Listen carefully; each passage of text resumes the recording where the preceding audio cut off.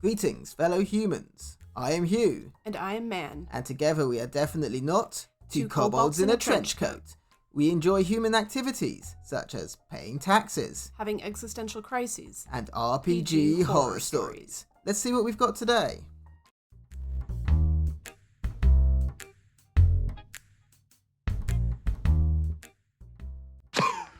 Today, we have a DM who tried to force pregnancy on a player, a paladin who causes a whole table to flee, and a not-so-LGBTQ+ friendly game. The DM that was too excited about pregnancy, by Reddit user ChanceDepartment3529.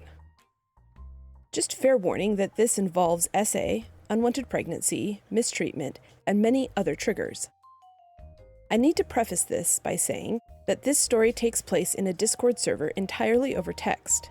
I'm not comfortable role-playing with my voice/face yet, so I prefer to do long-form written roleplay in the D&D setting and genre.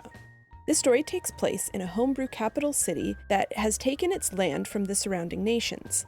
One of these nations has violent extremists hiding in the capital like a secret society. Another important note is that magic is extremely rare but extremely powerful in this universe. It operates on a system that requires actual real-life grind, not fun sometimes, but very rewarding. I play a noble clergywoman who is friendly and known to be wholesome. It all starts when I ask the DM if I can progress the plot. He's excited to bring me into the fold. He says that my character will be kidnapped and tortured. She is an ideal target, and the other characters will come and save her. I'm okay with this, and so it begins. So it begins.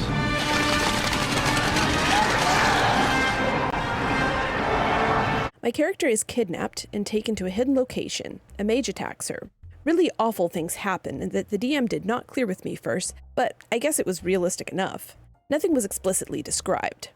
My character is SA'd though, which is touchy for me.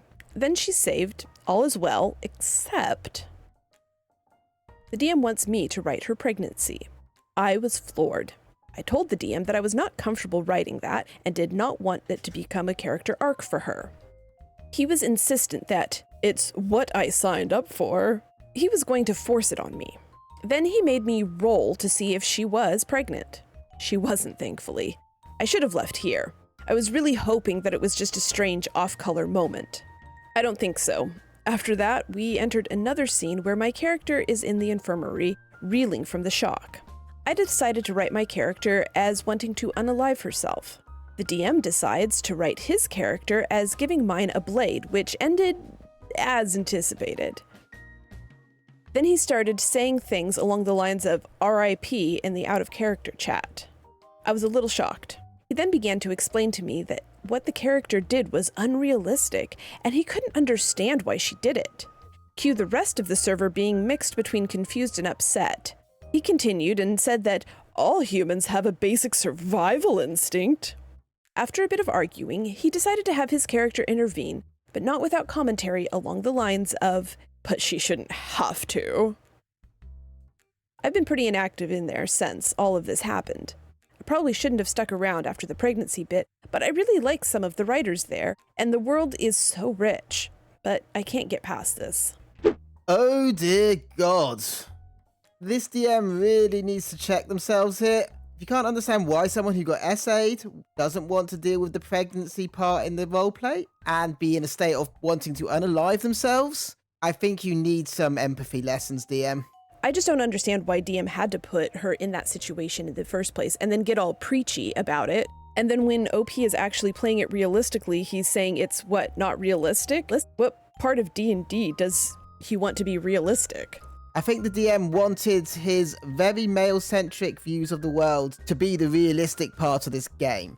Which is a little uncomfortably close to reality. Personally, I don't play D&D to mirror reality. We play to escape this stuff, not to endure it further.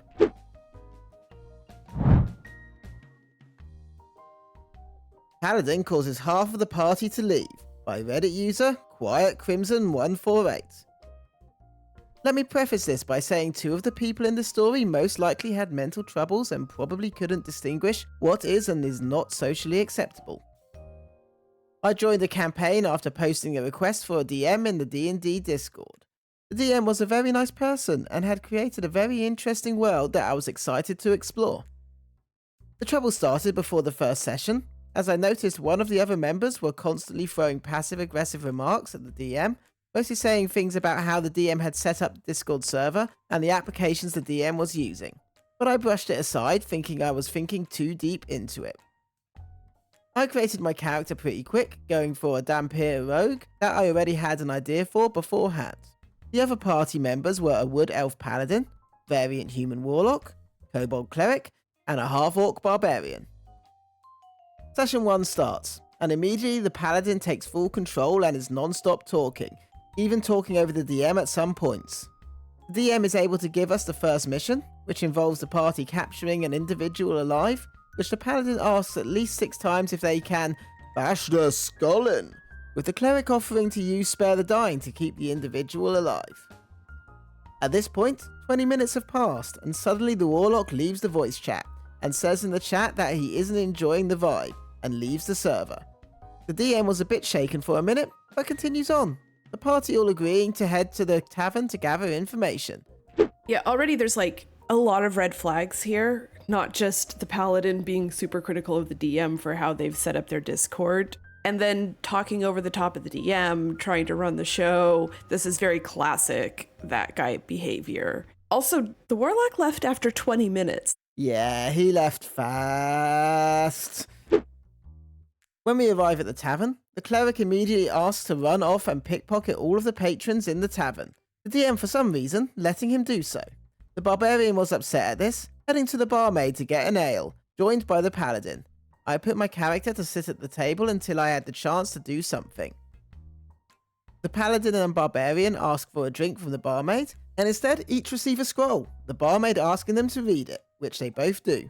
It was a charm scroll, and the Barbarian failed his roll and was charmed, but the Paladin passed, and the charm backfired onto the barmaid. The Paladin was upset, at first wanting to resort to violence, but instead told the barmaid to go give the Barbarian a bunch of free ale, which she did. The Barbarian took the ale and went to ask some of the other patrons for information, but the Paladin wasn't done with the barmaid. SH warning. The Paladin said he wanted to humiliate the barmaid for trying to charm him, so he told her to take off all her clothes and belly dance in front of everyone. What? I'm sorry, what? You heard me. He wants to SH the barmaid for just a simple charm. Totally justified. Yeah, that's reasonable. Yeah, no, that's totally not justified. Please forgive my earlier sarcasm. It's reasonable in opposite day. The voice chat went silent for a bit, the DM hesitating but deciding to make the barmaid do a saving throw, which he definitely fudged to make her succeed.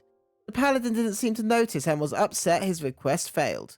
The Barbarian was upset at this, feeling bad for the DM, and told him that he left some gold on the counter for the barmaid, which immediately the Paladin attempted to steal, and was successful, laughing that he stole the Barbarian's money. After that, the Barbarian asked to speak with the DM alone. We all left the voice chat and waited. About 5 minutes later, rejoined, the Barbarian had left. We were told by the DM at that point the Barbarian was his nephew, and that he had set up the campaign for him, and the Barbarian now had some personal things to deal with. The DM tried to seem excited still, and pointed out in-game that we should talk to people to find our target. The Paladin took the lead and talked to a mercenary, who had the location of the target as he was hunting him down as well. The DM told the Paladin that the mercenary was someone familiar, the Paladin making a history roll to learn the mercenary helped and even fought against the elves in a war from years ago.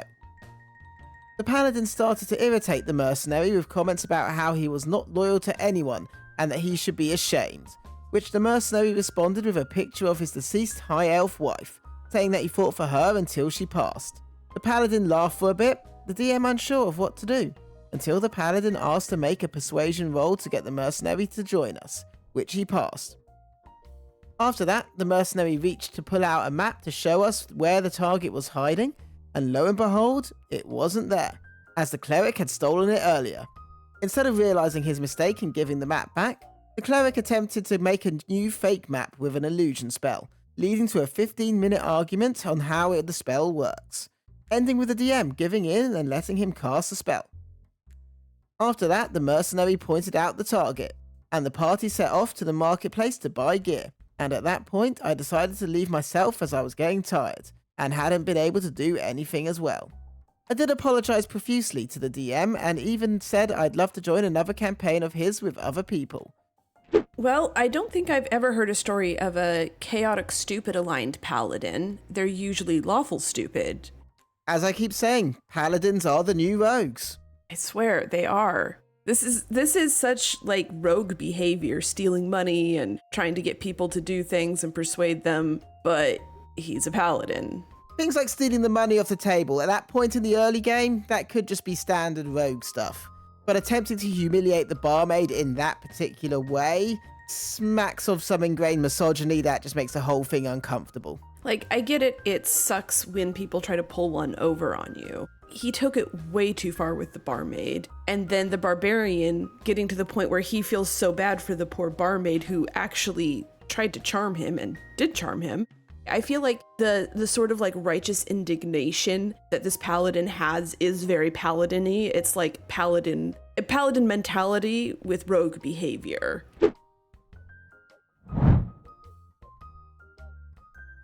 LGBT Friendly by Reddit user AffectionateB933.